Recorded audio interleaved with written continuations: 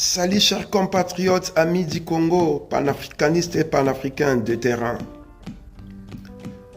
Le 30 août 2023, dans la ville de Goma, il y a eu un massacre, un carnage, dont les responsables sont ceux qui sont au pouvoir actuellement en République démocratisée du Congo. En l'occurrence, l'actuel président de la République des Cons, RDC, dénommé Félix Tshisekedi Tshilombo, son ministre de l'Intérieur, Peter Kazadi, son ministre de la Défense, Jean-Pierre Bemba, le gouverneur de la province du Nord Kivu, Constant Dima, les chefs de l'Agence nationale des renseignements, Daniel Ousadissou, et les chefs des renseignements militaires. En effet, chers amis, la population congolaise habitant l'est du Congo, et précisément celle de Goma, manifestait contre l'occupation de territoire national par les troupes étrangères dont la MONUSCO, le Rwanda Defense Force, l'Uganda People Defense Force et East African Community Force qui sont déployés depuis un moment sur nos terres. Des revendications citoyennes, des manifestations pacifiques qui ont voulu que la garde républicaine de Félix Tshisekedi, je dois préciser que la garde républicaine est cette garde qui s'assure de la sécurité du président de la RDC, la République des Cons. Donc, cette garde républicaine qui est composée des militaires, au lieu de défendre les peuples contre les armées étrangères, elle a décidé de mitrailler la population civile qui manifestait. Le bilan au moment où je suis en train de vous parler est de 172 morts civils, enfants, jeunes et vieux, abattus froidement par les forces armées de la République démocratisée du Congo. Les forces armées qui étaient censées protéger les peuples, les forces armées qui étaient censées être les boucliers de la nation, se sont avérées être des troupes qui assassinent, qui meurtrissent sans crier gare la population civile, usant de son droit de manifester contre des troupes étrangères. Comment pouvez-vous expliquer que la garde républicaine, la garde qu'on déploie pour la sécurité du président de ces pays-là, puisse tirer sur les peuples comme ça gratuitement, le peuple qui manifeste contre les troupes des Nations Unies, contre les troupes de East African Community, contre les troupes du Rwanda Defense Force, contre les troupes de Uganda People Defense Force, c'est-à-dire des troupes occupants, des troupes étrangères qui occupent la République démocratisée du Congo. Comment cette armée qui est censée protéger la nation se permet de tirer sur les peuples qui manifestent contre les troupes occupantes, si ce n'est que cette armée est une armée de l'occupation? Voilà où se trouve le nœud du problème. J'ai toujours dit que les FARDC, en réalité, c'est les forces armées rwandaises déployées au Congo. Parce que depuis que ces troupes-là ont été créées à partir de 1997 à aujourd'hui, elles n'ont jamais servi à la défense de la nation. Au contraire, Bunagana est occupé plus d'une année par des troupes rwandaises. Au lieu d'aller faire la guerre à quelques kilomètres de Goma, chasser les occupants, c'est les manifestants civils qu'on va tuer.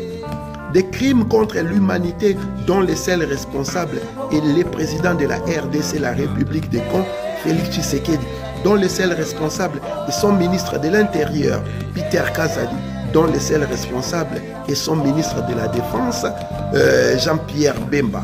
Aujourd'hui, au moment où nous sommes en train de parler, chers amis, 175 personnes ont été tuées. Et en même temps, en retour, nous voyons des Congolais faire la fête, des Congolais danser, des Congolais s'embrasser en plein match de football alors qu'il n'y a même pas une semaine et demie, 175 Congolais ont été tués par les armées congolaises. On n'a même pas décrété deuil national. On n'a pas mis les drapeaux du pays en berne.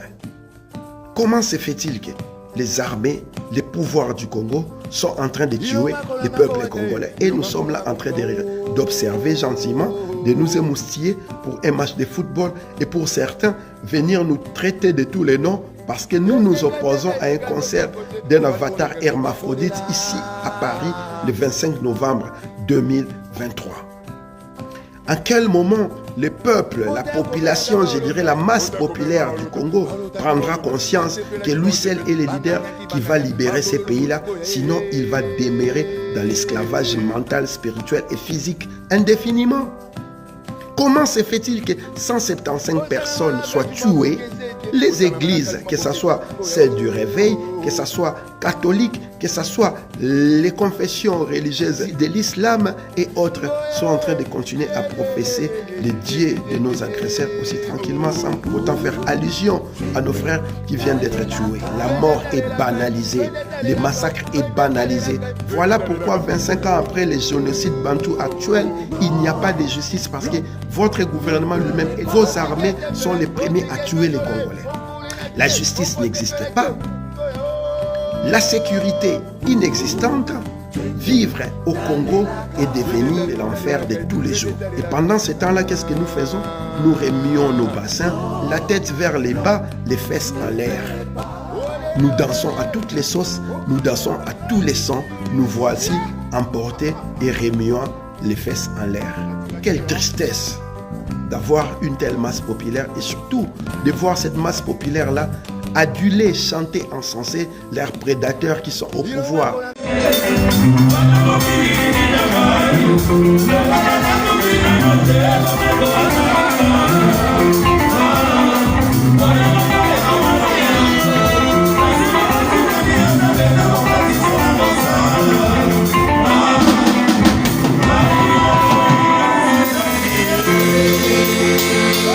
Ne sait pas que dans leur constitution que nous appelons la charte de l'occupation, il y a l'article 64 qui donne les devoirs, une obligation à tous les Congolais de mettre hors d'état de nuire un individu ou groupe d'individus qui prend le pouvoir par la force ou qui l'exerce en violation de la constitution.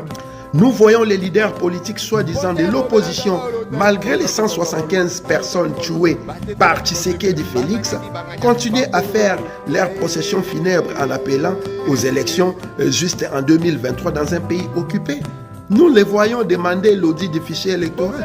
Nous les voyons crier tout le temps. La Cour constitutionnelle, la CENI est aux mains de Tshisekedi. Mais c'est normal, vous êtes dans un pays occupé. Vous voulez que ces institutions d'accompagnement soient au service de qui? Vous avez l'option de l'article 64, l'option constitutionnelle qui vous invite à vous prendre en charge, à agir conséquemment. Mais en retour, qu'est-ce que vous faites? Vous continuez de danser la danse des ventres et la danse des reins au pouvoir de Kinshasa, l'accompagnant tendrement vers l'exécution tranquille de son mandat, sachant pertinemment que les élections risquent d'être reportées et surtout sachant que vous êtes en pleine négociation en cachette pour partager les pouvoirs à la fin des mandats, c'est-à-dire au 25 février 2024. C'est triste d'avoir une telle classe politique, une telle élite, une telle intelligence qui est corrompue depuis la moelle épinière, qui a l'ADN, la génétique même des traîtres. Oyo bomoni ezali banderole ya bataillon Front Populaire. Bataillon Front Populaire ezali mouvement oyo ezosangisa ba Congolais nyonso pona kobunda pona libération ya mboka Congo, kolongola Congo na occupation.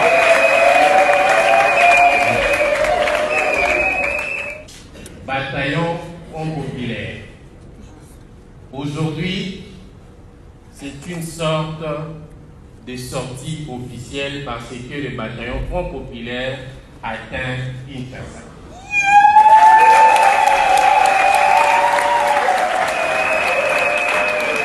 Nous allons continuer à mobiliser, nous, au sein des bataillons Front Populaire et au sein des panafricanistes des terrains, afin que les peuples puissent se prendre en charge et s'assumer en tant que les leaders qu'ils veulent pour leur pays. Voilà pourquoi, le 14 octobre 2023, ici à Paris, nous organisons une grande marche qui partira de la place de la République et qui chutera à l'ambassade de la RDC. Pour dénoncer les massacres de 175 Congolais, demander le départ immédiat de Félix Tshilombo Tshisekedi, appeler le peuple à l'application de l'article 64 et surtout mobiliser pour l'annulation simplement du concert de l'Hermaphrodite qui est prévu au 25 novembre 2023 ici à Paris. Ingeta, Ingeta, Ingeta, Ingeta, Ingeta, Ingeta, Front Populaire, respect, peuple congolais, peuple africain, bataillon Front populaire, tosanganaki na milulu ya lelo mpona kobengisa bino mokolo na le 14 octobre biso nyonso tu na ngonga ya 13h tokutana bongo na république marche monene oyo te tokokambama biso nyonso tu tina ambassade ya république démocratique du Congo awa na Paris. Bataillon Front populaire. Respect. Ingeta. Voilà, peuple congolais, où ils allaient bataillon Front populaire. Donc, mobilisation générale, mobilisation tous azimuts. Tolobi, le 14 octobre 2023 à 13h, point de départ, place de la République, direction ambassade de la République à démocratiser du Congo. To manifester pour la rendre hommage Kokani Sabandeko Oyo. Félix Tshisekedi Limbondo na Constant Ndima na Jean-Pierre Bemba Babomi na Goma massacre à Goma. En même temps peuple congolais manif wana ezali manif auto za ko lancer mobilisation générale contre concert ya Hermaphrodite ou ekosama na Paris la défense. Donc opération mode Kobanda mwana milengela le 25 novembre mbaloto au Picola Tour Eiffel. Ingeta. Bande kwa bolingo binomo bomoni tozwaki temps depuis un mois koyebisa bino que le 9 mokolo ya lelo ezalaki mokolo oyo tofungolaki motema ya bataillon Front populaire oyo totalisa vision baobjectif na biso mpona assaut final na yango le 14 eza déjà quart de finale ndenge boyebeli makambo yango calendrier ya bataillon.